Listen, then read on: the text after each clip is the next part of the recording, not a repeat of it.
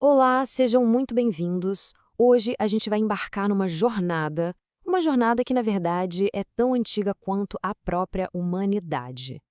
É aquela busca que ecoa bem no fundo de cada um de nós, sabe? A busca pela verdade, por um sentido maior para nossa existência. E tudo começa com uma pergunta, né? Uma pergunta fundamental. Por que essa inquietação toda? Por que a gente não se contenta em simplesmente existir? Essa é a faísca.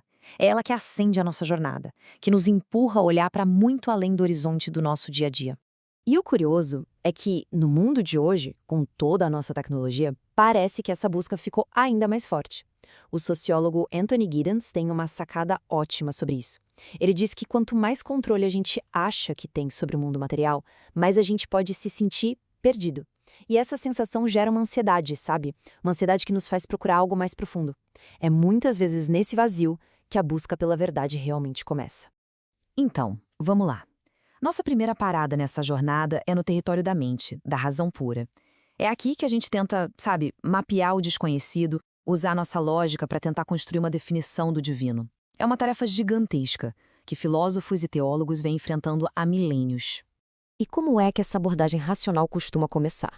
Bom, geralmente é listando características, né? O que a gente chama de teísmo clássico tenta definir Deus por atributos absolutos. Onipotente, ou seja, todo-poderoso, onisciente, que sabe de tudo, e onibenevolente, perfeitamente bom. É, no fundo, uma tentativa de colocar o infinito dentro das caixinhas lógicas que a nossa mente consegue entender. Ok, mas e aí? O que acontece quando a gente segue só por esse caminho da razão? A gente percebe que ele se abre em um monte de outros caminhos. De repente, surgem dezenas de sistemas. A crença em um único Deus, em vários deuses, num Deus que é o próprio universo, ou até num que criou tudo e depois, sei lá, se afastou. A razão por si só nos dá um cardápio imenso de possibilidades. Vira um verdadeiro labirinto. E o problema é que esse labirinto nos leva a ideias que batem de frente umas com as outras. Pensa só, a concepção cristã da Trindade e a ideia islâmica da unidade absoluta de Deus. Do ponto de vista da lógica pura, essas duas visões não conseguem coexistir, são irreconciliáveis. O labirinto da razão vai ficando cada vez mais fundo, e aí a gente começa a ver os limites dela. Então, chegamos num ponto-chave. Se a lógica, sozinha, nos deixa nesse emaranhado todo, nesse beco sem saída de contradições, será que é o fim da linha? Esgotamos as nossas ferramentas? Ou será que existe um outro caminho, uma outra capacidade que a gente pode usar para continuar essa busca? E é exatamente aqui que a gente entra na segunda parte da nossa jornada. Agora, vamos explorar a C. E olha, não como algo que nega a razão, de jeito nenhum, mas sim como uma forma diferente de conhecer. Um caminho que se baseia em confiança, em compromisso. Essa definição clássica que está aí na tela é muito poderosa. Pensa nela como se a fé fosse o alicerce firme para aquilo que a gente espera e a prova de coisas que a gente não consegue ver. É sobre ter uma convicção em realidades que vão além dos nossos cinco sentidos, sabe? Que não dá para provar no laboratório. É uma confiança profunda naquilo que não se vê.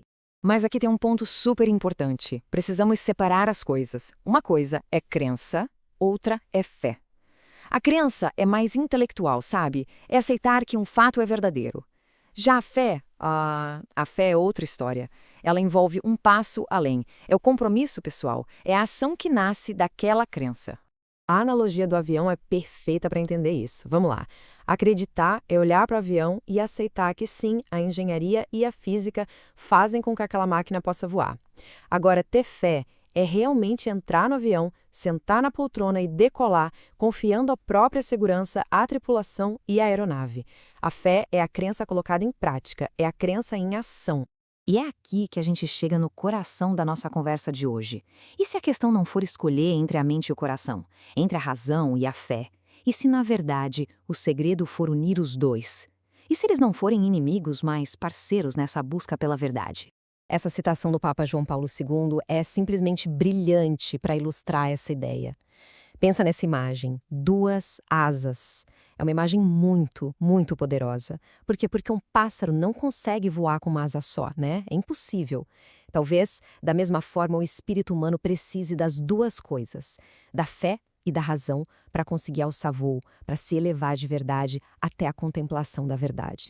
E dá uma olhada nisso, porque o equilíbrio aqui é tudo. Se a gente tem só razão, sem fé, o risco é cair num ceticismo frio, vazio, que paralisa, um mundo onde nada tem sentido. Agora, o outro extremo, só fé, sem razão, aí o perigo é o fanatismo, o fundamentalismo cego que não questiona nada e pode levar a erros terríveis. Fica claro, né?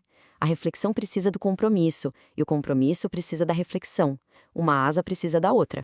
Tá, mas e na prática? Qual é o resultado disso tudo na nossa vida? Como é que essa jornada, essa tentativa de equilibrar fé e razão, afeta o nosso bem-estar, a nossa cabeça no dia a dia? Vamos ver como isso se manifesta na vida real. Olha que interessante. Estudos da psicologia da religião mostram que uma vida espiritual equilibrada, que consegue juntar essas duas coisas, geralmente traz benefícios muito claros. Ela pode ser um suporte emocional gigantesco para a gente lidar com as crises da vida, sabe? Traz uma sensação de paz interior e, o que é talvez o mais importante, um sentido de propósito. Algo que nos guia. Mas claro, a gente precisa ter a visão completa. Não é tudo sempre positivo. Assim como pode ser essa fonte incrível de força, algumas interpretações ou práticas religiosas podem sim gerar sentimentos bem negativos. Dependendo de como a fé é vivida, ela pode levar à culpa, ao medo, à ansiedade. E isso só reforça, mais uma vez, a necessidade daquele equilíbrio com a razão, né? A razão é que nos ajuda a pensar, a refletir, a separar o joio do trigo. E assim a nossa reflexão de hoje vai chegando ao fim, mas essa jornada pessoal, continua para todo mundo. A grande questão que fica, então, não é qual caminho escolher. Talvez a verdadeira questão seja como a gente aprende a voar usando as duas asas que temos, a da razão e a da fé. Qual será o voo que cada um vai escolher fazer? Essa resposta, claro, é única e profundamente pessoal.